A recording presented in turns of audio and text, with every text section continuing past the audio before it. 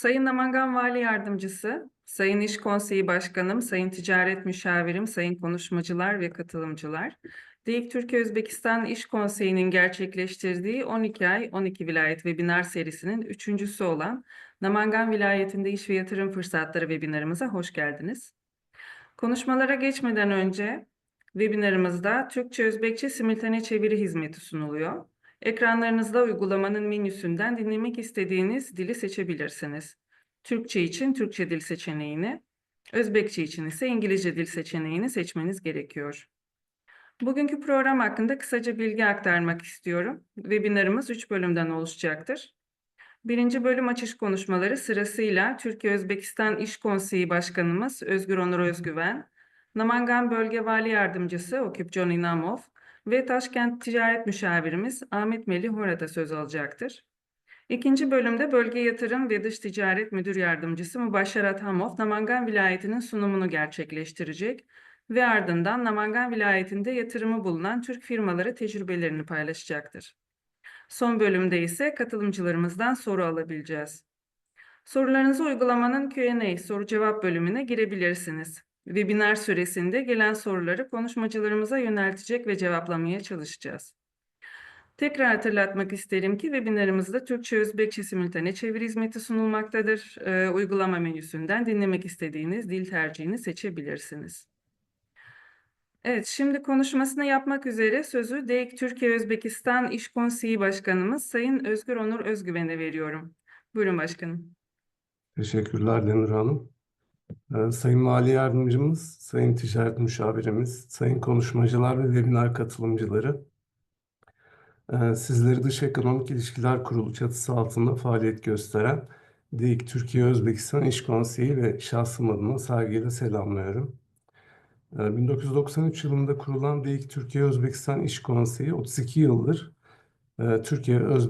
Özbekistan iş insanlarını ve devlet yetkililerini bir araya getiren iş forumları, yuvarlak masa toplantıları, seminerler, webinarlar gibi çeşitli etkinlikler düzenleyerek iki ülke arasında ekonomik ilişkilerin gelişmesine katkı sunmaktadır. Özbekistan bölgelerinin iş ve yatırım potansiyelini Türk iş insanlarına tanıtmayı amaçlayan ve 2025 yılı başından itibaren hayata geçirdiğimiz 12 ay 12 vilayet webinar serisi de bu etkinliklerimizden birisi. Bugün serinin 3. webinarını gerçekleştirmekten büyük memnuniyet duyuyorum. Sene başından itibaren çeşitli Türk iş insanları heyetleri Özbekistan'a geliyor ve yılın devamında da gelmesi planlanan heyetler var. Bunda geçen sene iki ülke Cumhurbaşkanlarının katılımıyla Ankara'da gerçekleştirdiğimiz Türkiye-Özbekistan İş Forumu ve Yuvarlak Masa toplantısının etkili olduğuna inanıyorum. Türkiye-Özbekistan ikili ticareti yıldan yıla artış gösteriyor. 2016 yılında 1,3 milyar dolar olan ticaret hacmimiz 2024 yılında 3,4 milyar dolar olarak gerçekleşti. Bu rakamları arttırmak ve Cumhurbaşkanlarımızın belirlediği 5 milyar dolar ticaret hacmi hedefine ulaşmak için Türkiye-Özbekistan İş Konseyi ve Türk İş Dünyası temsilcileri olarak daha çok çalışacağımıza inanıyorum. 2023 yılında yürürlüğe giren Türkiye-Özbekistan tercihli ticaret anlaşması da şüphesiz ekonomik ve ticari ilişkilerimize olumlu yansıyacak. Belirlenen ticaret hacmi hedefine ulaşmamızda etkili olacaktır. Ticaretin yanı sıra da yatırımlar da karşılıklı ekonomik ilişkilerin gelişiminde önemli rol oynuyor. Özbekistan 2024 yılında gerçekleştirilen doğrudan yabancı yatırımın %7'sini Türk firmaları gerçekleştirmiş. Özbekistan'da faaliyet gösteren 1826 işletme ile de Türkiye, Çin ve Rusya'yı takiben 3. sırada bulunuyor. Bu konuda ticaret müşavirimiz Ahmet Melih Bey zaten daha detaylı bilgi paylaşacaktır. Burada firmalarımızın özellikle dikkatini çekmek istediğim husus Özbekistan'da iş yapmak için burayı, koşulları, ortamı yerinde görmek çok önemli. Yerli firmaların size ulaşabileceği bir ofisinizin bulunması önemli. Firmalarınızın mutlaka araştırmalarını iyi yapmalarını, Özbekistan'a geldiklerinde Türkiye Cumhuriyeti Taşkent Büyükelçiliğimiz nezdinde faaliyet gösteren ticaret müşavirlerimize uğramalarını öneriyoruz. Ayrıca Ticaret Bakanlığımızın geliştirdiği müşavire danışın uygulaması var bildiğiniz gibi. Oradan da sorularınızı yöneltebilirsiniz. Bizler de Türkiye-Özbekistan İş Konseyi olarak Türk iş insanının ufkunu genişletmek için ülkedeki fırsatlar hakkında çeşitli etkinlikler vasıtasıyla üyelerimize bilgi aktarmaya çalışıyor. Özbekistan'ın farklı bölgelerinin kendilerini tanıtmalarına imkan sunuyoruz.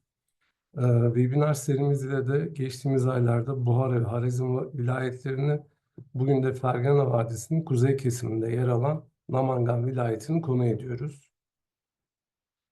Valilik yetkilileri detaylı bilgilendirmede bulunacaktır. Ama bölgenin öne çıkan birkaç özelliğine dikkat çekmek isterim. 3 milyonu aşkın nüfusu ile Namangan vilayetinin Özbekistan genelinde nüfus bakımından 3. sırada yer aldığı söylenebilir. Bölge genç ve dinamik nüfus, eğitimli iş gücüne sahip. Tarım sektörü bölgedeki istihdamın büyük bir kısmını oluşturuyor. Son yıllarda organik tarım ve çiftlik projelerine yönelik tarım yatırımlar da artış gösteriyor. Tekstil ve gıda işleme sanayileri gelişmiş olup potansiyel arz ediyor. Bölge madenler açısından da zengin. Petrol, doğalgaz, altın, kurşun bakır ve kuvars ve antimon yatakları bulunuyor. Özbekistan Ekonomik Araştırma ve Reformlar Merkezi'ne göre Ocak 2025'te sanayi üretiminde en yüksek artış %10,8'lik oran ile Namangan'la gerçekleşmiş. Özbekistan hükümeti yatırımcılar için çeşitli teşvikler sunuyor. Namangan vilayetinde de bu tür teşviklerden yararlanmak mümkün. Bölge dış ticaretin artırılmasında önemli bir rol oynamakta olup Namangan özel ihracat bölgesinin kurulması da gündemde. Namangan Uluslararası Havalimanı modernizasyonu da devam ediyor. Bölgede çok sayıda Türk firması iş yapıyor. İş Konseyi'nin yürütme kurulu üyelerimizden Dolser Mühendislik ve Coca-Cola İçecek Özbekistan ve bölgede iş yapan firmalar bugün webinarımızda tecrübelerini aktaracak. Webinarımızın tüm katılımcılarımız için verimli geçmesini diler. Dinlediğiniz için teşekkür ederim. Teşekkür ederim başkanım. Şimdi açış konuşmalarını gerçekleştirmek üzere sözü Namangan Bölge Vali Yardımcısı Sayın Okupjon İnamov'a veriyorum. Buyurun Sayın Vali Yardımcısı. Assalomu alaykum. Hurmatli ana shu konferensiya orqali ulangan mehmonlar hamda hurmatli O'zgur Onur janoblari, qolaversa mana shu O'zbekistonning Turkiyadagi elchixonasida mas'ul ishlayotgan Mashrabjon aka va qolaversa qolgan mutasaddi rahbarlarga avvalambor o'zimni minnatdorchiligimni bildiraman. Mana shu ulug'ayon kunlarda sizlar bilan ko'rishib turganimdan, qolaversa mana shunday bir chiroyli tadbirda tashkil etilishida bizga bevosita nima deydi, ko'mak, amaliy yordam berib kelayotganlaringdan juda ham xursandman.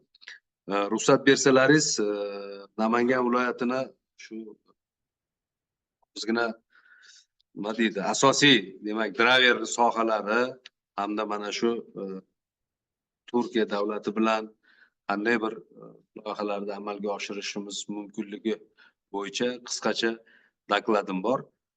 Ruxsat bersalaringiz boshlasam. Avvalambor Turkiya Respublikasi iqtisodiyotini barqaror rivojlantirish yo'lida olib borilayotgan fidokorona mehnatlaringiz uchun Namangan viloyati hokimligi nomidan chuqur minnatdorchiligimizni bildirish bilan birgalikda siz bilan bugungi ko'rishib turganimizdan juda xursandmiz.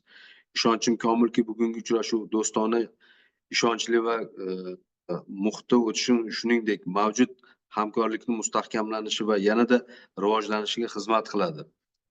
Turkiya Respublikasi O'zbekiston tashqi siyosatida alohida o'ringa ega bo'lgan eng yaqin hamkor va qardosh davlatlardan biri hisoblanadi. So'nggi yillarda O'zbekiston va Turkiya o'rtasida munosabatlarda yangi sahifalar ochildi desam, hech ham adashmagan bo'laman. Bunda prezidentlar Shavkat Miromonovich Mirziyoyev va Rejab Tayyip Erdo'g'on siyosiy irodasi, qat'iyati muhim asos bo'lmoqda. ikki mamlakat rahbarlari o'rtasidagi do'stona aloqalar, muntazamlik kasb etayotgan uchrashuvlar, samimiy muloqotlar o'zaro hamkorlik rivojiga katta turtki bo'lmoqda. Birgina misol, o'tgan yili 5-may kuni Anqara shahrida bo'lib o'tgan O'zbekiston-Turkiya hududlararo forumida Namangan viloyatining rasmiy va ishbilarmon doira vakillaridan iborat delegatsiyani amaliy natijalari umumiy qiymati 600 million dollarlik, demak, istiqbolli investitsiya loyihalari turk kompaniyalari bilan hamkorlikda amalga oshirish bo'yicha kelishuvlarga hamda qiymati qariyb 75 million dollarlik, demak, savdo shartnomalarini tuzishga erishganmiz. Bugungi kunda Turkiya davlati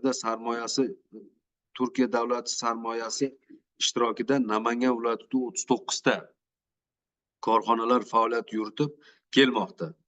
2024-yil yakuni bilan viloyatga kiritilgan 3 milliard dollarlik xorijiy investitsiya mablag'lari tarkibida Turkiya davlatining hissasi qariyb 350 million dollarni tashkil etadi.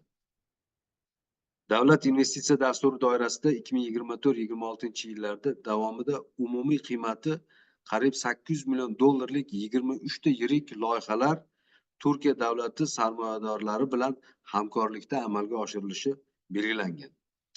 Yirik loyihalardan misol uchun aytib o'tadigan bo'lsak, mana Coca-Cola'da qariyb 50 million dollardan ortiq yangi investitsiya loyihalari, 75 million dollarlik demak Ortado'gi kompaniyasi tomonidan qiymati demak 70 ko'p qavatli zamonaviy turar joy va 5 yulduzli mehmonxonalar qurish loyihasi bor. Shuningdek, Namangan viloyati bilan Turkiya davlati o'rtasida tovar ayirboshlash hajmi o'tgan yil davomida demak 72 million dollarni tashkil etdi. Bu ham albatta ikki davlat o'rtasidagi hamkorlik aloqalarini yanada mustahkamlanib borayotganligi va Namangan viloyatining mahalliy tadbirkorlari va Turkiya davlatining investorlari bilan yaqindan aloqalar o'rnatilayotgani bu yaqqol mana shu raqamlarda ko'rinib turibdi. Ruxsatingiz bilan Namangan viloyatining ijtimoiy-iqtisodiy holati va o'sha imkoniyatlari haqida to'xtalib o'tsam. Namangan viloyati Farg'ona vodiysining shimoliy g'arbiy qismida joylashgan. Aholisi 3.1 million kishini tashkil etadi.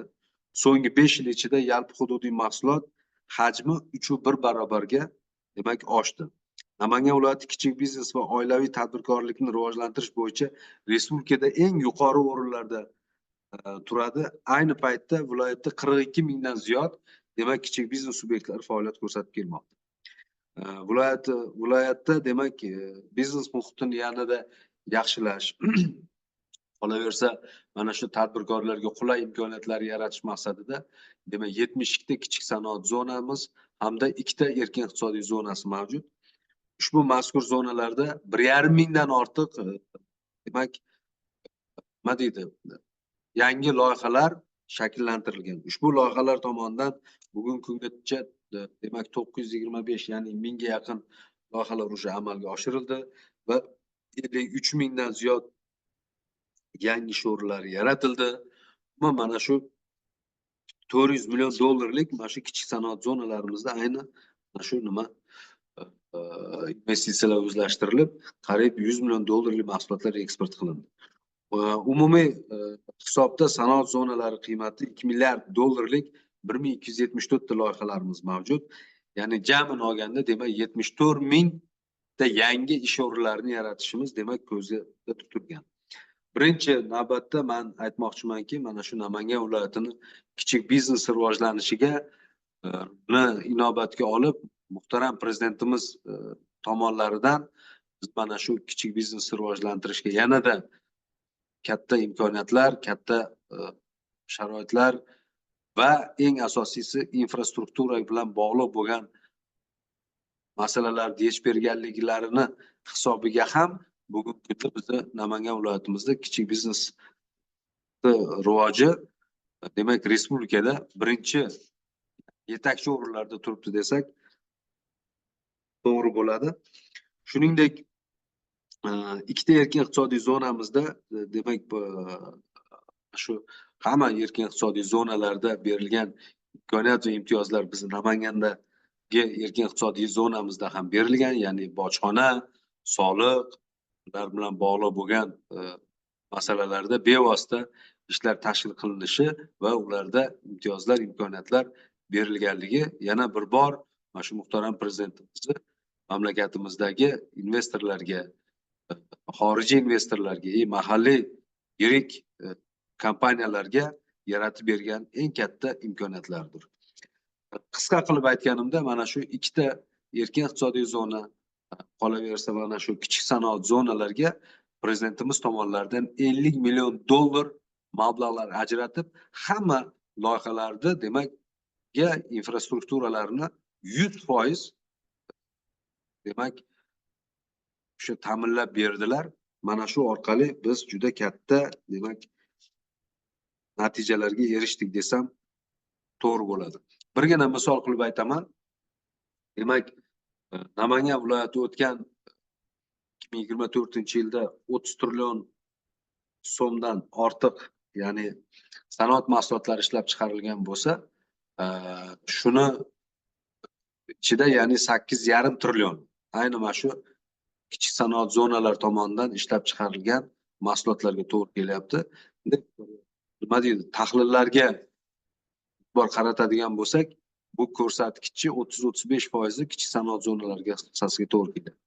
Ayni rivojlanish davrida, tadbirkorlarimiz oyoqqa turayotgan davrida mana shu muhtaram prezidentimiz tomonidan juda katta podдержкалар uchun bizni tadbirkorlarimiz mana bugun juda katta natijalarga erishyapti. Qolaversa mana shu Turkiya davlatining mana shu Vakiki, Cotton, mana Germaniyada Zara, Baldasarini, Hugo Boss kabi tekstil kompaniyalarimiz mana shu brendlar bilan hamkorlikda bugun juda ham chiroyli ishlar tashkil qilgan. Qolaversa bugungi kunda mana shu Germaniyaning shu yetakchi brend kompaniyalariga qariyb 25 million dollardan ortiq mana shu kostyum shim, ko'ylak va boshqa mahsulot, tekstil mahsulotlarini eksport qilishga erishilyapti va ular bilan bugungi kunda juda ham nima deydi, yaxshi kontaktlarni yo'lga qo'yganmiz.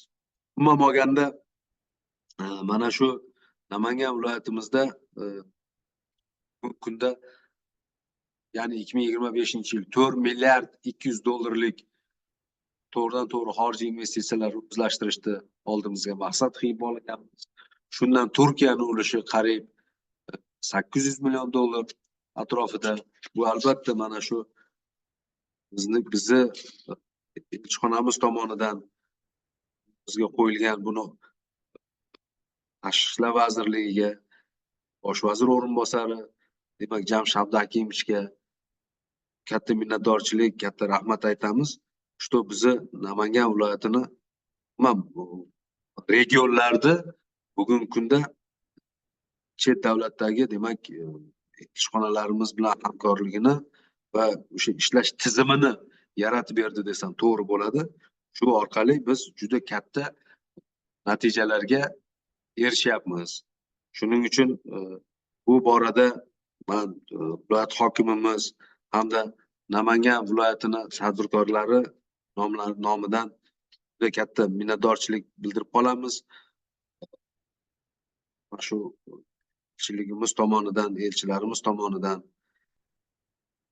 Ashraf aka sizga alohida katta rahmat aytamiz. Sababi biz mana oldingi viloyat hokimimizni boshchiligida Turkiya davlatiga qilingan tashriflar chog'ida ham juda katta bizga yordam bergansiz. Qolaversa mana shu hududlarga borganimizda katta kompaniyalar bizga Namangan viloyatiga ma'qul keladigan shu nimalar bilan birga uchrashuvlar o'tkazishda, katta shartnomalar imzolashda, qolaversa mana shu bugun 5 dan ortiq kompaniyalar bilan amaliy loyihalarni yo'lga qo'yish bo'yicha ishlar boshlangan. Umuman olganda bizni Namangan viloyatida, qolaversa mamlakatimizda prezidentimiz tomonidan juda katta mana shu Turkiya davlati bilan aloqalarimizni juda ham yaxshilashga, yanada mustahkamlashga keng sharoit, keng imkoniyatlar yaratib berilgan. Umuman olganda biz o'zimizda ishlash nimamiz, biz shundan kelib chiqib Namanganda investitsiya boshqarmasida alohida mana shu Turkiya bilan ishlash bo'limini tashkil qilganmiz. Bu bo'limga men o'zim o'rinbosarim Adhamov bosh yerda kak rahbar qilib tayinlaganman. Doimiy mana shu Turkiya kompaniyalari bilan hamkorlikda ishlarni amalga oshirishdagi jarayonlarda kelayotgan masalalar, yuzaga kelayotgan masalalar yoki muammolar bo'lsa, o'z vaqtida bartaraf qilish bo'yicha ishchi guruhimizni tashkil qilib olganmiz. Umuman olganda mana shu o'tkazayotgan mana shu konferensiyamiz orqali men o'ylayman yanada shu Namangan viloyati hamda Turkiya davlati o'rtasida savdo iqtisodiy aloqalarni yanada rivojlantirish demak erishamiz degan umiddaman. Katta rahmat. Qisqacha şu dokladim. Çok teşekkürler Sayın İnamov, Vali Yardımcısı. Şimdi de konuşmalarını gerçekleştirmek üzere sözü Türkiye Cumhuriyeti Taşkent Ticaret Müşaviri Sayın Ahmet Melih Horata'ya veriyorum. Buyurun Sayın Müşavirim. Sağ olun Benur Hanım.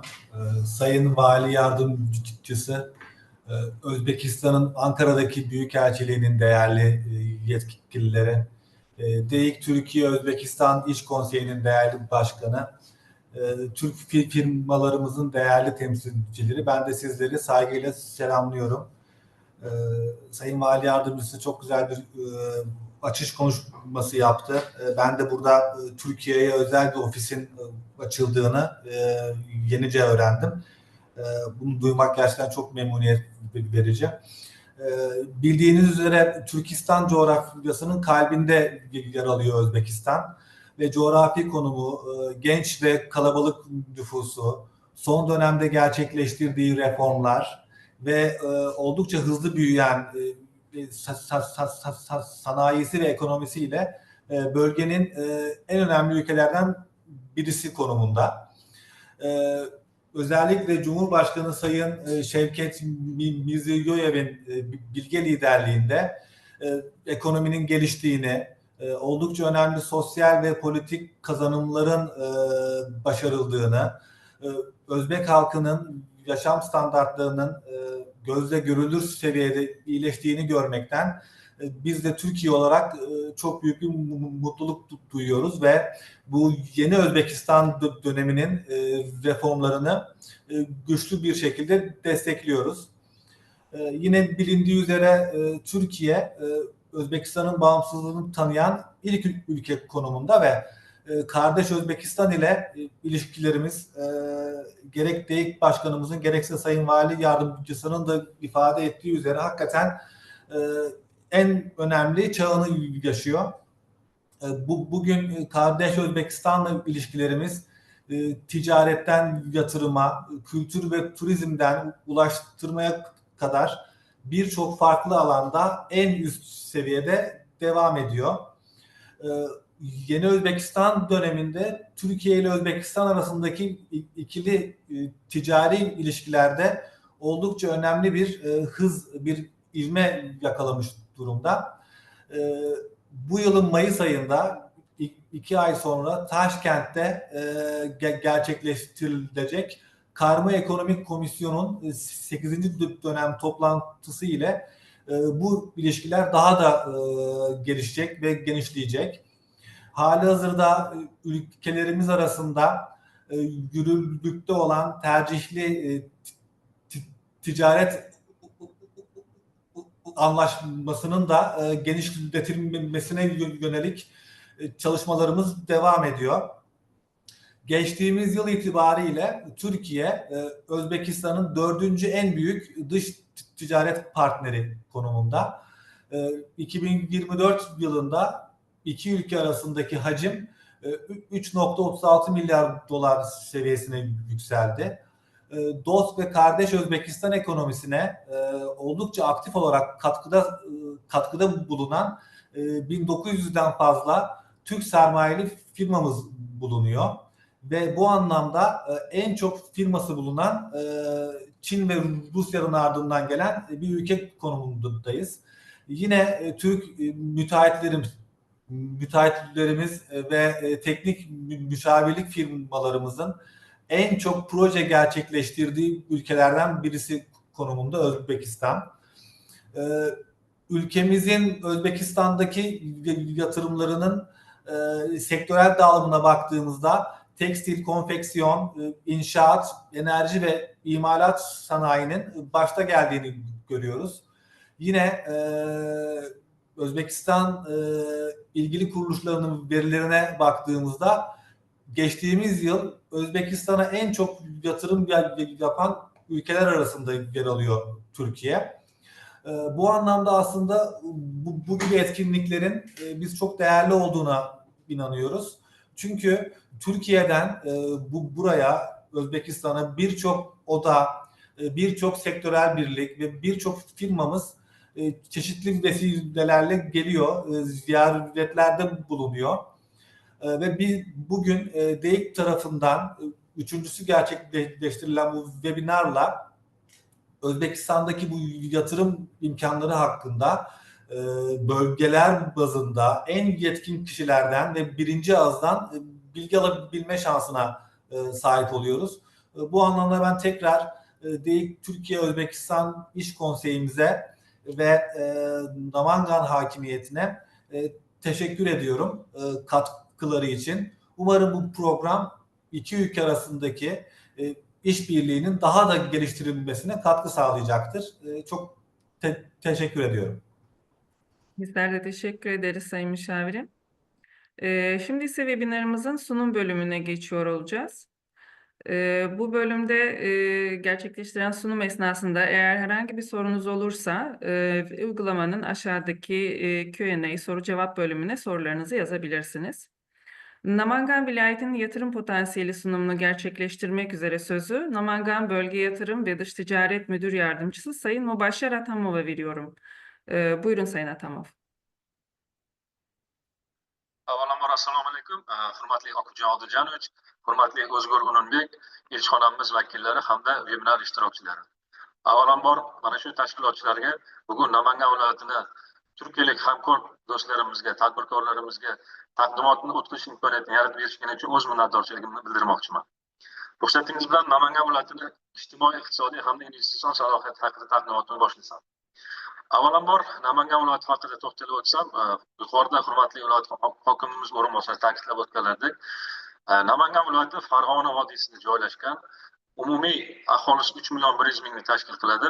Umuman qulay geografik muhit, ya'ni Farg'ona vodiysida 3 ta viloyat, ya'ni Farg'ona, Andijon hamda Namangan viloyatlari joylashgan bo'lsa O'zbekistonda. Qo'shni Tojikistonning So'g'd hamda Qirg'izistonning Jalolobod viloyatlari umumiy aholi soni qariyb 20 milliondan ortiq hududda joylashgan, ya'ni Toshkent poytaxt bilan bog'lovchi muhim lokatsiyaga ega bo'lgan Namangan viloyati hisoblanadi. Bugungi kunda 2024-yil yakuni bilan Namangan viloyatimizda mana shu olib borilgan sa'y harakatlar natijasida qariyb 5 milliard 300 million dollardan oshiq yalpi hududiy mahsulotlari yaratilishiga erishildi. Bunda bevosita mana shu yuqorida ta'kidlab o'tilgandek xalqimiz, ya'ni tadbirkor va hunarmand xalqimizni alohida hissasi bor deb ta'kidlashimiz mumkin. Yuqorida hurmatli viloyat hokimimiz o'rinbosari tomonidan ta'kidlab o'tildi. Biz yana bu yil Namangan viloyatiga qariyb 4 milliarddan oshiq xorijiy investitsiyalarni jalb qilishni o'z oldimizga maqsad qilib qo'yganmiz. 2024-yilda mana shu kabi xorijiy investitsiyalarning jalb qilinishi qariyb 3 milliarddan oshiq qiymatga ega bo'ldi. Bu mana shu so'nggi 7 yil davomida yoki O'zbekiston mustaqillikka erishilgan yillar davomida eng yuqori ko'rsatkichga erishilganligini aytib o'tish mumkin, ta'kidlash mumkin. Undan tashqari biza 2024-yilda Namangan viloyatining tashqi savdo aylanmasi qariyb 1.7 milliard dollarga yetganligini ko'rishimiz mumkin. Aholi jon boshiga to'g'ri keladigan mana shu ishlab chiqarilgan, yaratilgan yalpi hududiy mahsulot aholi jon boshiga to'g'ri keladigan qiymati qariyb $1700 to'g'ri kelmoqda. Shu bilan birga Namangan viloyati muhim turistik salohiyatga ega hududlardan biri hisoblanadi. 2024-yilda qariyb 6 milliondan ortiq mahalliy va xorijiy sayyohlar aynan viloyatimizga tashrif buyurdi. Bunda o'ziga xos bizni aynan Namangan viloyatiga xos salohiyat, ya'ni har yili gullar festivali an'anaviy tarzda o'tkazib kelinadi va o'tgan yili mana shu gullar festivalini 63-yil marotaba o'tkazilishi bu 6 milliondan oshiq xorijiy turistlarni, ya'ni mehmonlarni o'ziga jalb qilishiga zamin yaratdi. Mana shu fursatdan foydalanib, hurmatli vebinar ishtirokchilari, turkiyalik hamkorlarimiz, do'stlarimizni bu yil bo'ladigan 64-yil xalqaro gullar festivaliga lutfan taklif etib qolmoqchiman.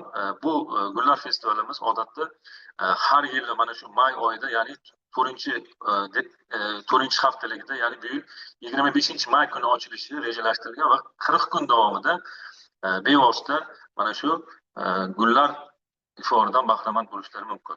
Undan tashqari Namangan viloyatining umumiy yer maydoni 7900 kvadrat kilometrni tashkil qiladi va bugun bizda kichik va o'rta biznes umuman ishlab chiqarish korxonalari soni 38 mingdan ortiqqa yetishiga erishdik.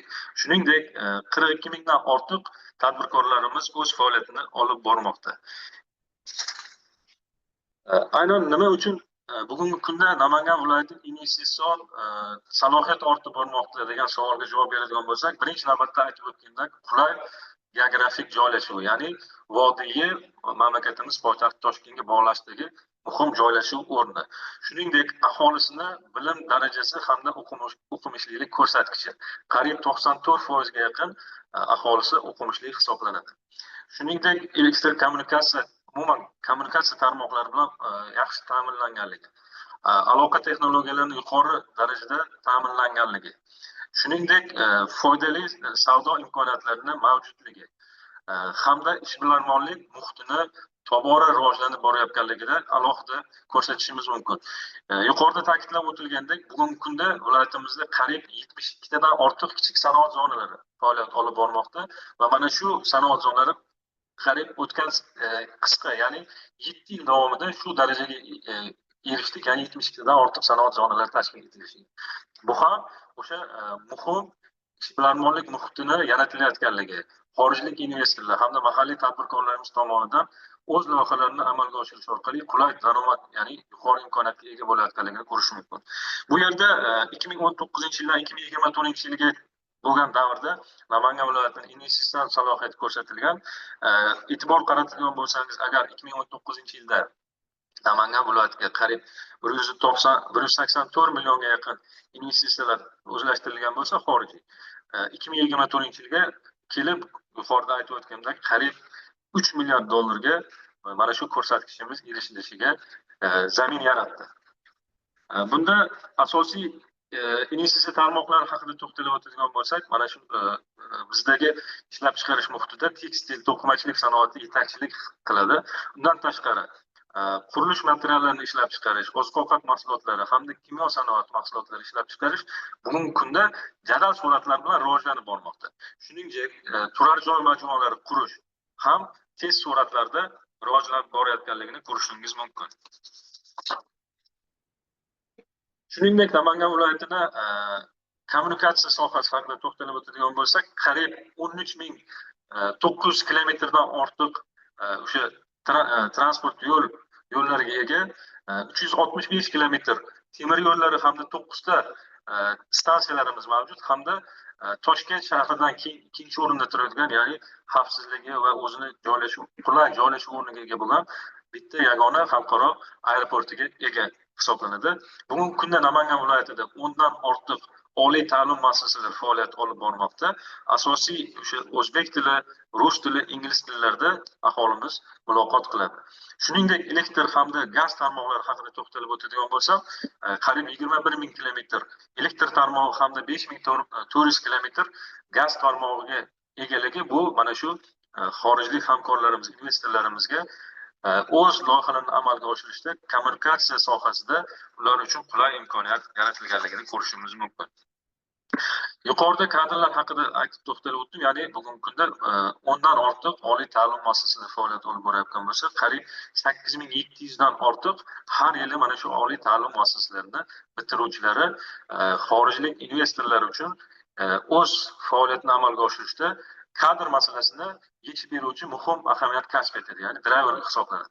Bundan tashqari 14 mingdan ortiq kasb hunar kollej hamda akademik litsey bitiruvchilari ham bevosita turli xil faoliyatdagi ishlab chiqarishlarda tez moslashuvchanlik qobiliyati bilan birga ishlab chiqarishda o'z ishtirokini etishi mumkin. Bu ham bo'lsa, mana shu mehnat resurslariga bo'lgan talabni yuqori darajada ta'minlanishiga imkoniyat yaratib beradi. Bugungi kunda qariyb 1,600,000 dan ortiq Namangan viloyatini iqtisodiy faol aholisi mavjud va mana shu aholining qariyb 1,595,000ni band aholi tashkil etishini ko'rishingiz mumkin bo'ladi. Bu yerda O'zbekiston miqyosida mana shu barcha hududlarda kommunikatsiya qiymatlari, narxlari belgilab berilgan. Bu barcha hududlarda yagona tarif stavkasi asosida olib boriladi. Ya'ni mana shu yuqori tashkilotlar tomonidan belgilangan elektr energiyasi, ichimlik suv tarmog'i, tabiiy gaz hamda shularni narxlarini ko'rishingiz mumkin. Elektr energiyasi qiymati 0,07 sentga, ichimlik suv tarmog'iniki 31 sent yoki tabiiy gazni 1 metr kubi 12 sentgacha bo'lgan qiymatda bevosita ishlab chiqarish faoliyatini yo'lga qo'yganingizda foydalanishingiz mumkin. O'rtacha ish haqi bugungi kunda Namangan viloyatida $300 tashkil qiladi. Bundan tashqari o'sha ishlab chiqarishda o'ziga xos bilim va ko'nikmaga ega bo'lgan yetakchi kadrlarimiz borligi bu sohada ham investorlarimiz uchun qulay imkoniyat yaratib beradi. Ya'ni arzon va sifatli ishchi kuchiga ega hududlardan biri hisoblanadi. Bu yerda yana soliq haqida to'xtalib o'tilgan, ya'ni daromad solig'i, foyda solig'i hamda qo'shilgan qiymat solig'lari respublika miqyosida bir xil ko'rsatkichga ega, ya'ni 12 hamda 15 hamda 12% to'g'ri kelishini ko'rishimiz mumkin. Shuningdek, yuqorida ta'kidlab o'tildi, O'zgur G'unibek tomonidan ham, ya'ni bizni hududimizda vodiy, ya'ni ko'plab qismi tog'lardan iboratligi, ko'plab tabiiy resurslarni mavjudligidan dalolat beradi. Bugungi kunda xorijlik investorlarimiz bilan yangi loyihalar ustida ish olib bormoqdamiz va qariyb qiymati $200 million yangi mis konini o'zlashtirish loyihasini boshlab yuborganmiz. Shuningdek, amerikalik investorlar bilan birga aynan mana shu Namangan viloyati Pop tumani hududida fluorid konini, supotash konini o'zlashtirish loyihasini ham amalga oshirmoqdamiz. Bundan tashqari qariyb 100 ga yaqin hali o'rganilmagan, hali o'zlashtirilmagan tabiiy resurs konlarimiz mavjud. Bu esa mana shu soha tadbirkorlarini viloyatimizga taklif qilishda va qulay, yaxshi loyihalarni amalga oshirishda yaxshi imkoniyat yaratib berishini ko'rishimiz mumkin. Bundan tashqari mana bu yerda ko'rsatib o'tilgan qurilishda foydalanish uchun hamda mana shu ishlab chiqarishda foydalanish uchun mavjud bo'lgan bizning tabiiy resurslarimiz, ya'ni qum, tabiiy g'isht ishlab chiqarish hamda ohaktosh hamda qum shag'al uchun mavjud imkoniyatlarimizni, o'rganilgan imkoniyatlarimizni bu yerda ko'rsatib o'tilyapti. Shuningdek, 2025-yil uchun asosiy biz oldimizga ishlab chiqarish, ya'ni sanoat sohasini rivojlantirish belgilab olganmiz va bevosita yuqori ta'kidlab o'tdim, ya'ni tekstil sohasi bizning eng driver, yetakchi sohalarimizdan biri hisoblanadi va biz 2025-yilda aynan to'qimachilik tekstil sohasini qariyb 38% ga yoki oziq-ovqat ishlab chiqarish sanoatini 18% ga, nometal mineral xomashyo mahsulotlarini ishlab chiqarish sohasini qariyb 12% ga, mashina va mashinasozlik va uskunalar ishlab chiqarish sanoatini 8% ga va boshqa sohalarni qariyb 24% ga rivojlantirishni o'z oldimizga maqsad qilib olganmiz va bu bo'yicha aniq chora-tadbirlarimiz va yo'l xaritalarimiz ishlab chiqilgan. Namangan viloyatining tashqi investitsiya salohiyati haqida to'xtalib o'tadigan bo'lsak, bugungi kunda qariyb 390 ga yaqin xorijiy va qo'shma korxonalar Namangan viloyatida faoliyat olib bormoqda. Tarmoqlar sohasida bu ko'rsatkich, ya'ni sanoat sohasida qariyb 200 ga yaqin, xizmat ko'rsatish sohasida 124 ta, qishloq xo'jaligi sohasida esa qariyb 67 ta aynan mana shu xorijiy hamkorlarimiz bilan tashkil etgan asosiy korxonalarimiz faoliyat olib bormoqda. Shuningdek, mana yetakchi Turkiyalik brend kompaniyalar yuqorida ham ta'kidlab o'tildi, Coca-Cola yoki Waikiki va boshqa kompaniyalar bilan biz yaqin hamkorlik aloqalarini olib borayotganligimizni ko'rishimiz mumkin va viloyatda bugungi kunda qariyb 39 dan oshiq turkiyalik hamkorlarimiz bilan birgalikda qo'shma korxonalar hamda xorijiy korxonalar tashkil etilgan va shu bilan birga muhim jihatini yana bir aytib o'tmoqchiman. Aynan Namangan viloyatida yangi Namangan shaharchasi barpo etilmoqda va bu yerda qariyb 200 mingga yaqin yangi yashash hududi, ya'ni aholi uchun yashash hududi tashkil etiladi va aynan mana shu yangi Namangan shaharchasida loyihasi ham turkiyalik hamkorlarimiz, ya'ni Studia Vertebra kompaniyasi tomonidan loyiha taklifi ishlab chiqilgan va turkiyalik hamkorlarni va mana shu loyihada ham ishtirok etishga bevosita taklif etib qolaman. Yuqorida yana ta'kidlab o'tilgandek, bugungi kunda Namangan viloyati bilan Turkiyani hamkorligi yildan yilga rivojlanib bormoqda.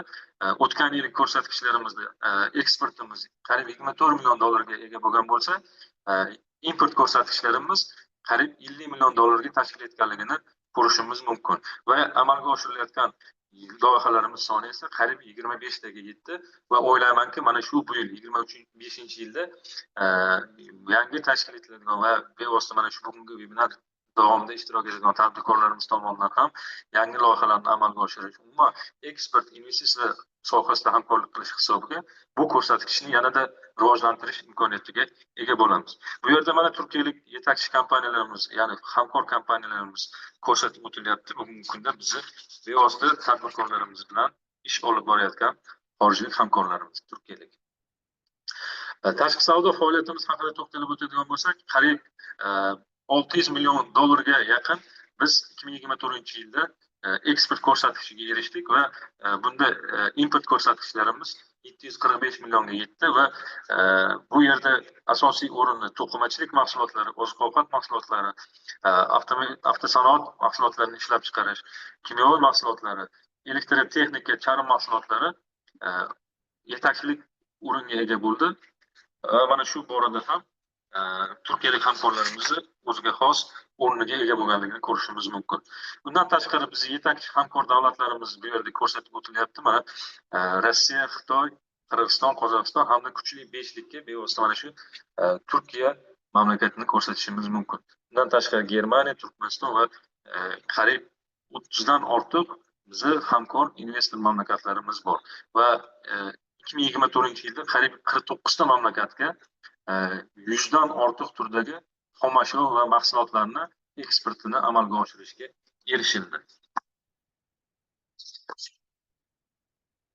Yuqorida yana ta'kidlab o'tilgandek, bugungi kunda Namangan viloyatida hurmatli prezidentimiz alohida tashabbuslari bilan qariyb 80 gektardan ortiq yer maydonida maxsus sanoat zonasi tashkil etilyapti va bevosita mana shu bugungi investorlarimizni, tadbirkorlarimizni ham taklif etib qolamiz.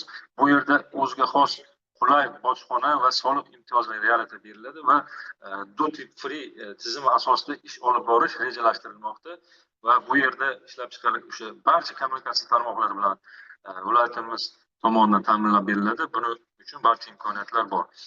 Shuningdek, xorijlik investorlar uchun o'ziga xos, ya'ni kiritilgan investitsiyalarda imtiyozlarimiz mavjud.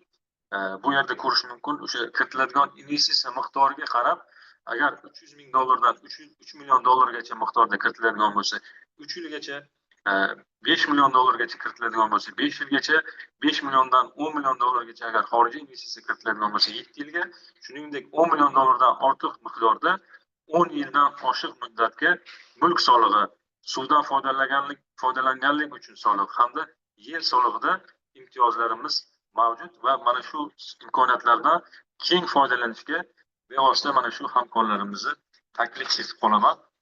Mana Namangan viloyati haqida taqdimotim mana shulardan iborat. E'tiboringiz uchun rahmat. Minnatdorchilik bildiraman yana bir bor. Çok teşekkürler Sayın Atamov aktardığınız bilgiler için. Şimdi de bölgede yatırımı bulunan firmaların tecrübelerini dinleyeceğiz. İlk olarak sözü DEİK Türkiye-Özbekistan İş Konseyimizin Yürütme Kurulu üyesi, Dolser Mühendislik Uluslararası Projeler Koordinatörü Sayın Cem Aker'e veriyorum. Söz sizde Cem Bey. Merhabalar, çok teşekkür ederim. İsmim Cem Aker, Dolstar Mühendislik Anonim Şirketi firmasında Uluslararası Projeler Koordinatörü olarak görev yapıyorum. İlk olarak ekranım gözüküyor mu onu bir teyit etmek isterim. Teşekkür ederim. Firmamız 1971 yılında kurulmuş Türkiye'nin öncü mühendislik ve müşavirlik firmalarından biridir. Tamamen teçhizatçılardan, müteahhit firmalardan bağımsız olarak biz mühendislik ve müşavirlik hizmetleri yapıyoruz. Yaklaşık olarak 50 senelik geçmişimizde su ve toprak kaynakları, enerji, altyapı, üst yapı, binalar, çevre gibi değişik projelerde mühendislik ve müşavirlik hizmetleri veriyoruz. Görevimizin, işimizin %85'i yurt dışında. Yaklaşık ondan fazla ülkede devam eden mühendislik ve müşavirlik hizmetlerimiz var. Bunlardan önemlilerinden bir tanesi de tabii ki Özbekistan. Özbekistan'da 2020 yılından beri çalışıyoruz. Halihazırda devam eden 10'a yakın projemiz var. Özbekistan'da kurulu bir şubemiz de var. E, Gelir olarak baktığımızda en önemli 3 ülkemizden biri olarak devam etmekte burada projelerimiz. Ağırlıklı olarak barajlar, hidroelektrik santraller ve termik santraller konusunda mühendislik ve müşavirlik hizmetleri veriyoruz. Ağırlıklı olarak altyapı çalışmalarına hizmet veriyoruz. Ben şahsen 2018-19 yılından beri Özbekistan'ı ziyaret ediyorum ve her ziyaretimde ülkenin ne kadar hızlı bir şekilde, pozitif bir şekilde geliştiğini görüyorum. Bu sırf başkent olan Taşkent için değil ama diğer vilayetler, Namangan'a da ben gidip geliyorum. Bu da çok net ve açık bir şekilde ortaya çıkıyor.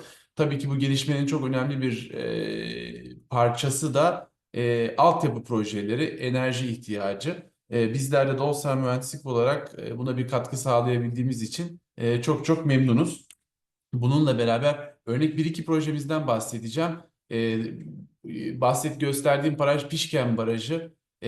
Burada biz tamamen saha kontrollü, inşaat kontrollü proje yönetimi hizmeti veriyoruz. İşverenimiz Uzbek Hidroenergo. Namangan bölgesinde bu değil bu proje ama ülkenin önemli projelerinden biri olduğu için 125 metre yüksekliğinde bir baraj, 248 megawattlık kurulu güce sahip. O sebeple paylaşmak istedim. 2022 yılından beri bu projenin mühendislik ve müşavirlik hizmetlerini doğal olarak biz sağlıyoruz. İkinci projemiz yine Pişkem Deltası'nın nehrindeki Karangitugay Barajı.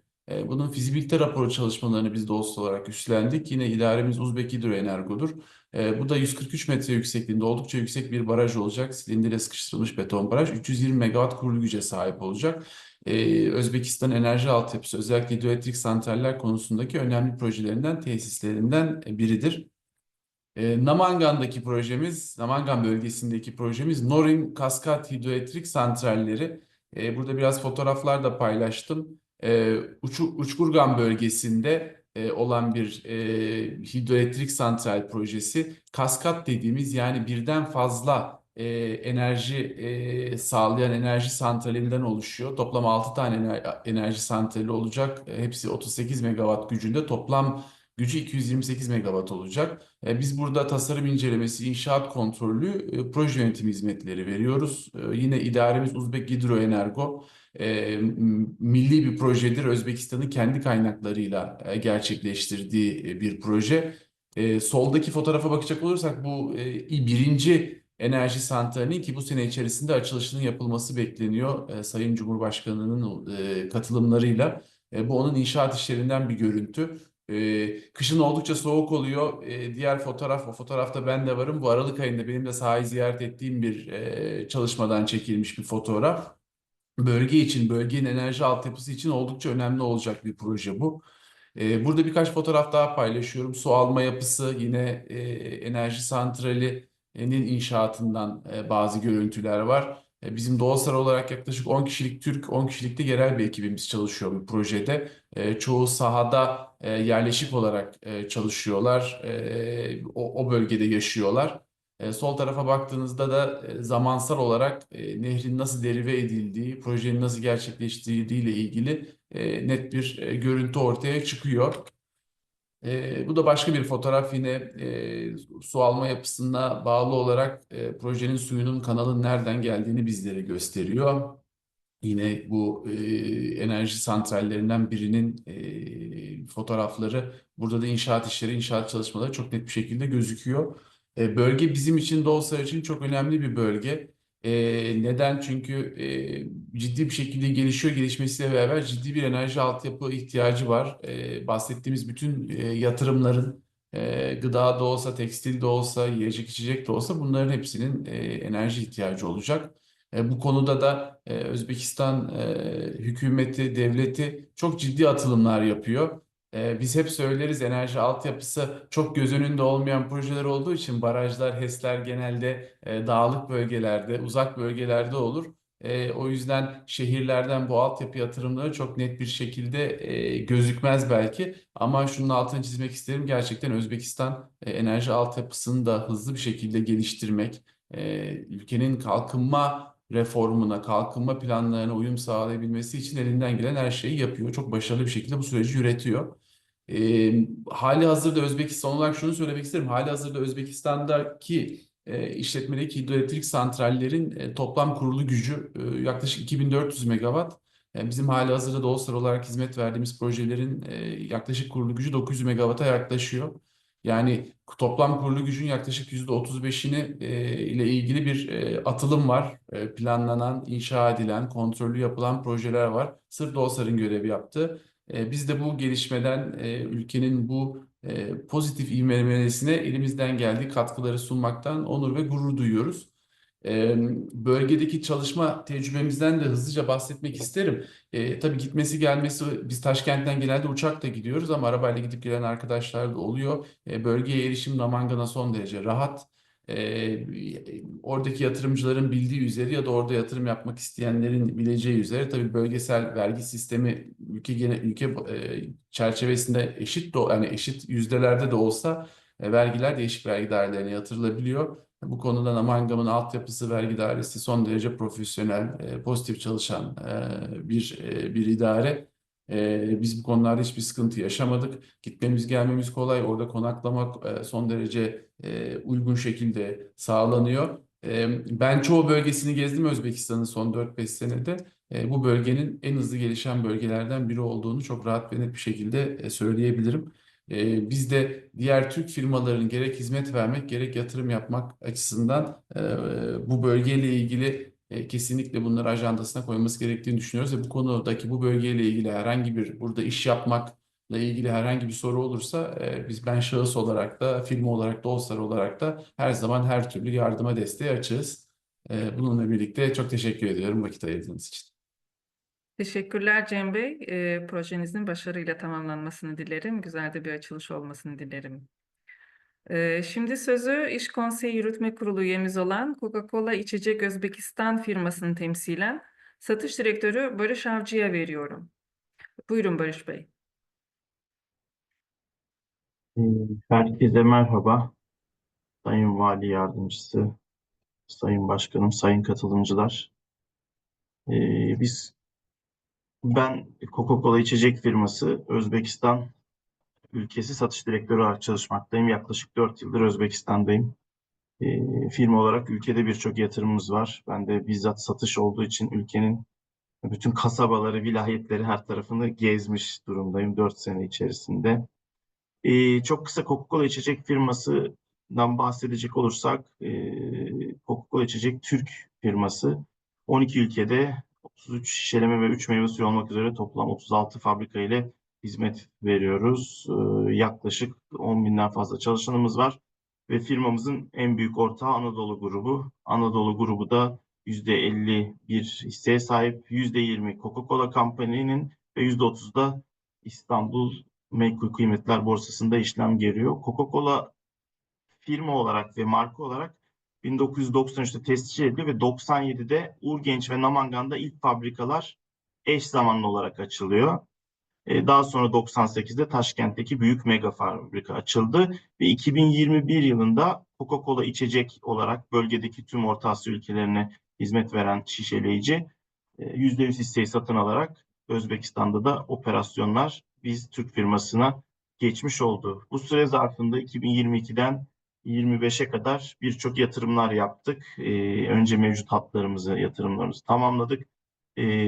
Hat artışları, işte geliştirmeler yapıldıktan sonra en büyük yatırım geçen yıl Semerkant tarafına yapıldı. Orada tamamen yeni bir fabrika yapıldı ve geçen yıl Namangan'ı da tekrar fabrikamızın yenilenmesi, daha büyük kapasiteyle hizmet vermesi gerektiğine inandığımız için Namangan fabrikasının hazırlıkları başlandı ve şu an e, yaklaşık 2 ay içerisinde hizmet vermeye başlayacak yeni fabrikamız. Eski fabrikamızı tamamen kapatıyoruz. Komple daha modern, daha büyük bir şekilde yeni fabrikamıza devredeceğiz. Yaklaşık 35 milyon dolarlık bir fabrika yatırımı olacak. E, Bölgedeki en önemli, en büyük yatırımlardan birisi olacak. Biz esasında Fergana Vadisi olarak bakıyoruz firma olarak ülkenin genelinde. Fergana Vadisi'nin öneminden bahsediyoruz sürekli. Çünkü çok yoğun bir nüfus yoğunluğu var. Peki niye vadinin içinde Namangan'ı ekstra tercih ettik derseniz, özellikle yerel yönetimin, hakimiyetin çok desteklemesi, yeni yatırımlara açık olması, Cem Bey'in biraz önce bahsettiği ulaşım kolaylığı, çeşitli vergi kolaylıklarından dolayı özellikle yerel yönetime de teşekkür etmek istiyoruz. Bu sayede tekrar Namangan'da yeni bir fabrika ile başlayacağız. Fotoğraflar ve küçük bir video var. Bu 2-3 ay öncesinde çekildi. Şu an çok daha ilerlemiş durumda. Neredeyse yani kaba tarafı zaten bitti inşaatımızın. Küçük detaylar aşamasına geçtik. Baktığınızda biz bölgede yani bütün Özbekistan'ı 4 tarafıyla kapsamış oluyoruz ki Namangan bize göre çok daha yüksek potansiyeli olan bir bölge. Fergana Vadisi ve bunun içinde Namangan. Niye? Kabaca bizim rakamlarımıza bakacak olursak zaten herkesin bildiği gibi nüfusun yaklaşık %28'i Fergana Vadisi'nde yaşıyor. Bizim sadece toplam satışımızdan aldığı pay %7'lerde, %8'lerde. Müşteri sayımızın %21'i Fergana Vadisi'nde. Bunların hepsinde %10'u yani 1 bölü 3'ünden fazlası Namangan'a ait. İşte %21 bayi oranımız var ülkenin burada. Yani satışa göre ülkenin potansiyeline göre Namangan'ın özellikle Fergana Vadisi ile birlikte çok potansiyeli olduğunu düşünüyoruz.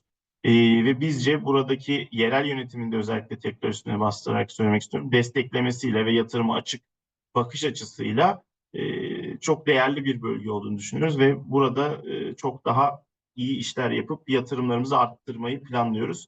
Biz mevcut olan 2 hattımızın birisi zaten çok eskiydi. Oraya komple yeni bir hat alıyoruz. Üzerine bir hat yatırımı daha yapıyoruz ve 3 hatta çıkartıyoruz. Bütün ürünlerimizden bu bölgede üretime devam edeceğiz. Çok kısa da bir videomuz var. Burada gene fabrikamızın 2 ay önce çekilmiş bir video. Yani 45 gün kadar çok kaba bir e, projesini görebilirsiniz. 15 Mayıs'ta üretime başlamayı planlıyoruz.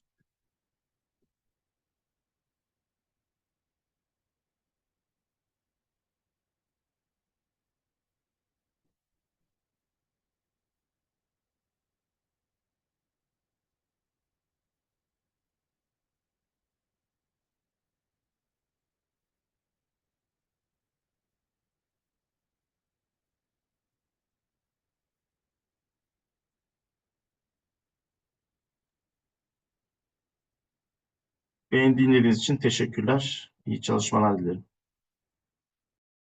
Çok teşekkürler Barış Bey. Yeni tesisin hayırlı olmasını dileriz. Şimdi de Namangan'da sağlık sektöründe faaliyet gösteren bir firma var. Sözü Buran Eko Tüp Bebek Merkezi sahibi Ali Buran'a veriyorum. Buyurun Ali Bey. Merhabalar öncelikle webinar katılımcılarına. Ben klinik embriyolog Ali Buran. Yaklaşık 4 yıldan beri Özbekistan'da çalışıyorum. 4 yıl önce Fergana'da bir hastane içerisine tüp bebek merkezi kurarak başlamıştık. Bugün Namangan'a açtığımız 4. merkezde hizmet vermekteyiz. Yaklaşık 4 yıldan bu yana Özbekistan'da ve komşu ülkelerde, Tacikistan'da, Kırgızistan'da ve Kazakistan'da hastalarımız gelmektedir. Bu hastalarımızın birçok problemleri var idi. Biz sadece tüp bebek hizmeti vermiyoruz. Aynı zamanda Buranmed Klinikası olarak 8 ayrı branşta hizmet vermekteyiz. Bu branşların içerisinde gastroenteroloji, fizik tedavi rehabilitasyon, üroloji, kadın doğum, kardiyoloji ve mamografi hizmetleri vermekteyiz. Bazı bölümlerimiz özellikle tüp bebek bölümlerimizde devamlı embriyolog ve kadın doğumcu arkadaşlar Türkiye'den burada yaşamakta ve çalışmaktadırlar. Diğer bölümlerde zaman zaman buralara çağırıp onlara klinik olarak hizmet vermelerini sağlamaktayız. Şimdi biz sağlık sektöründeyiz. Yani burada bizim yaptığımız hizmet sektörü. Yani büyük meblağlar yatırıp büyük karlar beklemiyoruz. Biz daha çok hizmet amacıyla buralara geldik.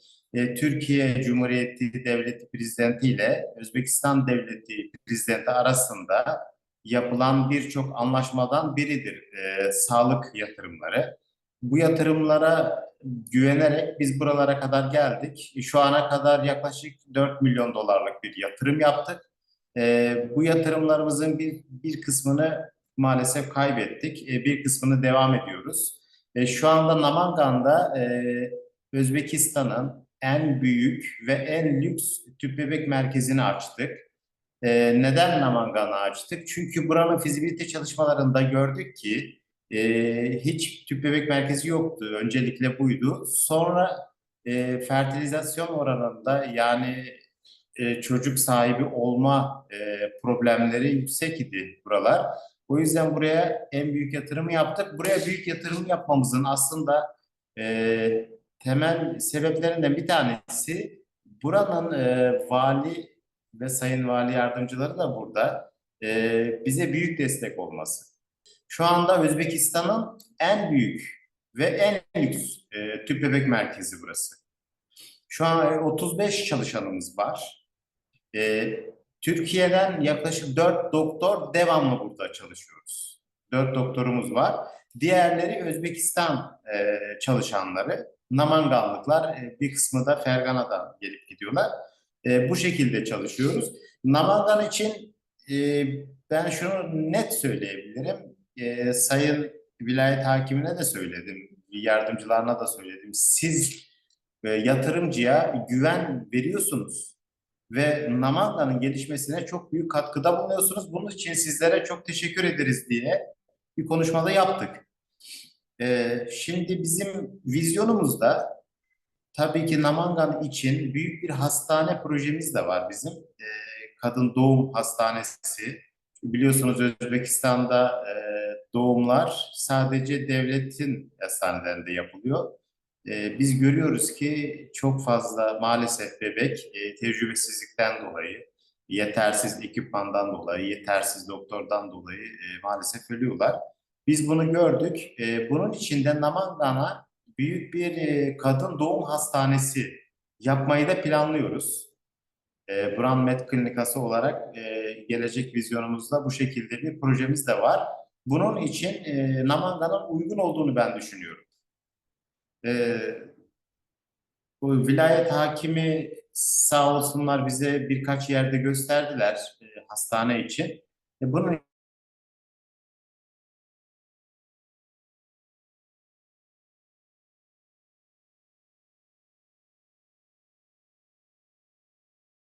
Namangan juda ko'p maqtavordi Mubashir, shunga sal. Endi bor narsani ham aytyapman.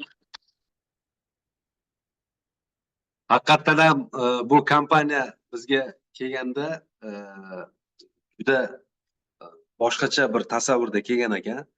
Keyin biz viloyat hokimi bilan birga qabul qilganmiz. Shu hozirgi qilayotgan yangi loyihalardan juda katta yordam berganmiz haqiqatdan. Endi dальнейшем Evet. krupni proyektga haligi harakat qilishyapti. Xudo xohlasa biz 100% qo'llab-quvvatlaymiz. Bizda hech qanday masala bo'lmaydi. Nafaqat bu investorimiz, qolaversa boshqa investorlarga ham xuddi shunday sharoitlar yaratib beramiz.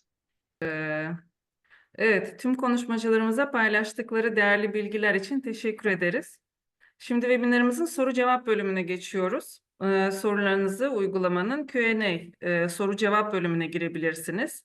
Bu bölümde moderasyonu İş Konseyi Başkanımız Sayın Özgür Onur Özgüven'e devrediyorum. Buyurun başkanım. Teşekkürler. Evet, ben değerli konuşmalar için çok teşekkür ediyorum. Sayın Vali Yardımcımız, Cenab Akipcan İnamov, ticaret müşavirimiz, keza bayrak taşıyıcı firmalarımız bizim için çok önemli. Sevgili Cem Bey, Barış Bey, Ali Bey, çok teşekkür ediyorum değerli bilgiler için. Soruları alabiliriz.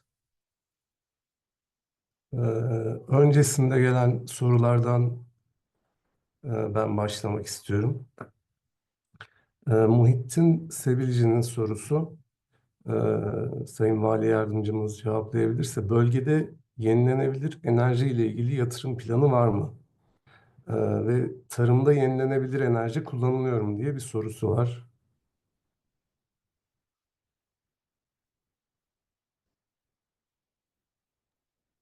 Avvalambor, yana bir bor assalomu alaykum.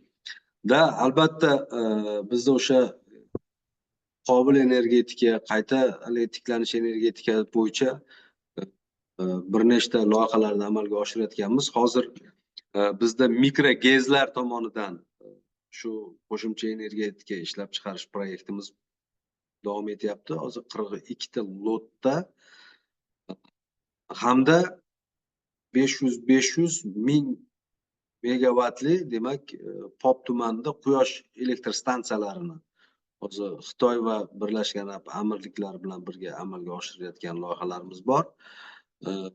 Agar manda taklif bo'lardi, shu 42 ta bizda o'sha mikrogezlar tomonidan mikrogezlarda shu elektr energiyani ishlab chiqarish loyihasiga agar investorlar bo'lsa, marhamat, men o'sha lotlarda o'sha investorlarga bevosita taklif qilishim mumkin. Quyosh elektr stansiyasi bo'yicha esa bugungi kunda уже ruxsat tugadi, ya'ni уже ruxsat yo'q. Mikrogezlarga ruxsatlar bor. Albatta buni biz o'sha investorlarga takliflarni berib, o'sha o'zlari yoqtirgan joylarda anonsini berishimiz mumkin, auksionga qo'yib berishimiz mumkin.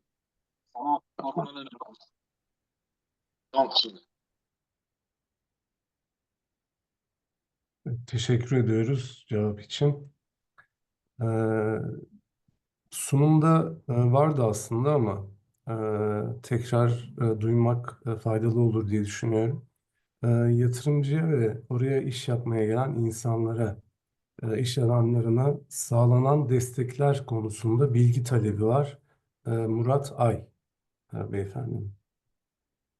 Albatta, avvalambor investorlarga bizni shu mamlakatimizda qonunchilikda belgilangan imkoniyatlar, imtiyozlar bor.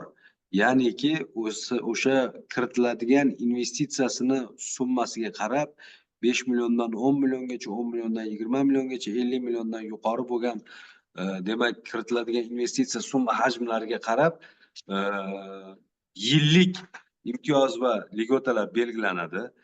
Bundan tashqari zamonaviy import o'rnini bosuvchi va raqobatbardosh mahsulotlar ishlab chiqarishga ega bo'lgan yangi loyihalar bo'ladigan bo'lsa, bu loyihalarda albatta bizni Namangan viloyatida erkin iqtisodiy zonaga joylashtirib, bu erkin iqtisodiy zonada 30 yillik demak imtiyozlar, imkoniyatlardan foydalanish mumkin. Endi imtiyozlar, imkoniyatlar nimalar deyilganda, demak tayyor infrastrukturasi bor demak yerlar taklif etiladi. Bu albatta loyihachiga yana katta mablag' hisobiga bu ishlarni qilib o'tirmasdan tayyor demak eshigini tagiga bizda shu infrastrukturani olib borib beriladi. Qolaversa o'sha bojxona va soliqlardan o'sha tariflari bo'yicha ligotalar berilgan bo'ladi. Umuman olganda mana shu bizda o'sha muhtaram prezidentimiz tomonidan qabul qilingan qarorlar, qonunlar asosida demak investorlarga hammasiga birday sharoit, birday demak imkoniyatlar yaratib beriladi. Bu borada demak raqamlar bilan agar qiziqishadigan bo'lsa, biz hozir prezentatsiyani men muboshirga aytaman. Mani o'sha qiziqishini bildirgan, savol bergan nimaga, mutaxassisga, demak, через Telegram orqali yoki qaysidir bir internet dasturi orqali biz polni o'sha investorlarga yaratib berilgan imkoniyatlarni, sharoitlarni biz nimadan haligi qilib berishimiz mumkin, o'tkazib berishimiz mumkin. Rahmat. Evet, bu konuya şöyle bir destek vermek istiyorum ben de. 2022 yılında bildiğiniz gibi Özbekistan'da bir anayasa değişikliği onaylandı. Bu anayasa değişikliğinde de yatırımcıların hakkı anayasal olarak korunuyor. Aslında bu çok önemli bir değişiklik oldu Shunday. Özbekistan'da. Özbekistan'daki güvenilirlik anlamında. Sayın Ali Bey'in konuşmasının başında söylediği bir şey vardı. Hani Türk devletlerindeki yatırım problemleriyle alakalı. Tabii ki hani her ülkenin kendine göre sıkıntıları var, kendilerine göre problemleri var. Biz hep onu söylüyoruz. Herkes kendi geldiği ülkedeki kanunları ararsa hiçbir yerde mutlu olamaz. Orası Özbekistan ya da burası Özbekistan diyelim. Buranın kendine özgü kuralları var, kanunları var. Ve en önemlisi reformist bir yapıya sahip bir ülke aslında. Sayın Cumhurbaşkanı Şevket Mirziyoyev'in önderliğinde ciddi anlamda değişme gösteriyor. Değişime başladı. Hızla ilerliyor. Bu anlamda biz de Özbekistan'da çalışan, yatırım yapan firmalar olarak Özbekistan'da iş yapmaktan mutluyuz. Şöyle birkaç tane soru var aslında. Ben birleştirip soracağım aynı sektörle alakalı olduğu için. İnşaat anlamında hem devlet yatırımları, e, devlet ihaleleri aslında soruluyor. Devlet ihaleleri, inşaat yatırımı, işte konut, otel vesaire bunlarla ilgili bilgi talebi var. Mesela arsa alımı nasıl yapılır vesaire bununla ilgili bir bilgi alabilir miyiz?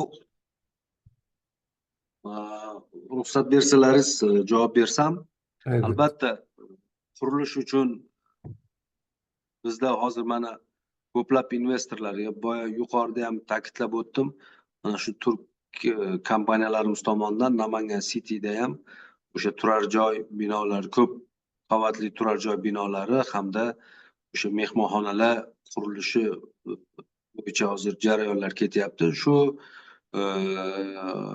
auksionga qo'yib beriladi bizda yerlarda. O'sha hozir City'dan ajratilgan yerlarni auksionga qo'yib berayotganmiz. Shu tartibda yerga egalik qiladi va bemalol o'sha sotib olingan yerda biznesini qilishi, amalga oshirishi mumkin bo'ladi. Endi mana davlat ishtirokidagi katta proyektlar bo'yicha albatta buni respublika darajasida yechiladigan masalalar, ya'ni ko'riladigan masalalar.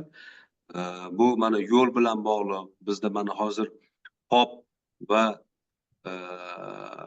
To'raqo'rg'on yo'llarini 4 polosali qilib Xitoyning City kompaniyasi tomonidan demak 300 million dollarga yaqin shunaqa bir yo'l qilyapmiz. Bu yo'llar o'sha bu bevosita mana shu davlat tomonidan amalga oshirilayotgan loyihalar hisoblanadi. Bu bo'yicha agar bizda ham bir 2-3 ta yangi proyektlar bor, biz takliflarni beramiz. O'sha respublika vazirlik idoralari orqali bir muloqot o'tkazib, o'shalar bilan demak loyihalar ustida muhokama qilishlari mumkin bo'ladi. Endi qolaversa boshqa mana shu ko'proq men aytardim, mana shu местный, ya'ni biz o'zimizni Namangan viloyati miqyosida yechiladigan loyihalarni amalga oshirmoqchi bo'lsa, albatta biz bularga keng sharoitlarni o'zimiz yaratib bera olamiz. Ya'ni qanaqa sharoit deganda biz mana Mubashshir Adhamov yaxshi biladi. Mana shu katta investorlarga auksionda bergan yerlarimizni birdaniga pulini to'lab berish emas, balki yillarga men bo'ldirgizib beryapmiz. Что investorga qulay sharoit yaratish maqsadida bo'lib to'lash sharti bilan. Va juda ham eng minimum raqamlar asosida auksionga qo'yib beryapmiz, что investor xursand bo'lishligi uchun. O'sha yerda yaxshi biznesini barqaror rivojlanib ketishligi uchun shunaqa sharoitlar yaratib beryapmiz. Rahmat. Teşekkür ediyorum. Ee, Enerjiyle ilgili bir soru daha var. Hatta bunu son sorumuz kabul edebiliriz. Elektrik dağıtımı ile ilgili herhangi bir yatırım planı var mı Özbekistan'ın? Bununla ilgili bir sorumuz var. Yo'q, Yok, mavjud emas. Lekin kerak. gerek evet. Ama şu anlık öyle bir planlama yok. Evet, aktardığınız değerli bilgiler için çok teşekkür ediyorum Sayın Vali Yardımcım. Ee, soru cevap. Katta rahmat. Men ham juda katta minnatdorchilik bildiraman. Yana hozir mana shu vaqtdan unumli foydalanish maqsadida kimda qanaqa bir qiziqishlar, qanaqa savollar bo'ladigan bo'lsa, biz bevosita hamma savollarga javob berishga tayyormiz. Hamkorlikda kelajakda katta ishlarni amalga oshirishni men tilab qolaman. Rahmat. Evet, sohbet bölümünde Namangan'la ilgili iletişime geçilmesi gereken kişiler ve irtibat numaraları paylaşılmış durumda. Bunları not alıp değerli katılımcılarımız oradan ulaşabilirler. E, Soru cevap bölümümüzü ve webinarımızı tamamlamış bulunuyoruz. Ben bütün katılımcılara teşekkür ediyorum. Önümüzdeki ay yine Nisan ayının sonlarına doğru tarihi net olmamakla birlikte duyuracağız ama önümüzdeki vilayet Taşkent olacak. Bunu da buradan duyurmuş olayım. Çok teşekkür ediyorum değerli katılımcılara, vermiş oldukları değerli bilgilere teşekkür ediyorum. Çok teşekkürler. Ben de tüm katılımcılara, tüm panelistlere teşekkür ederim. Vilayet Hakimliğine, Özbekistan Ankara Büyükelçiliğine, bizim Taşkent Ticaret Müşavirliğine, size başkanım ve değerli yürütme kurulu üyelerimiz, panelistlerimize. Webinar sonrası katılımcılar ile sunumu paylaşacağız ve irtibat bilgilerini de paylaşacağız mutlaka. Herkese güzel bir gün diliyorum. Şimdiden iyi bayramlar. İyi bayramlar, görüşmek üzere.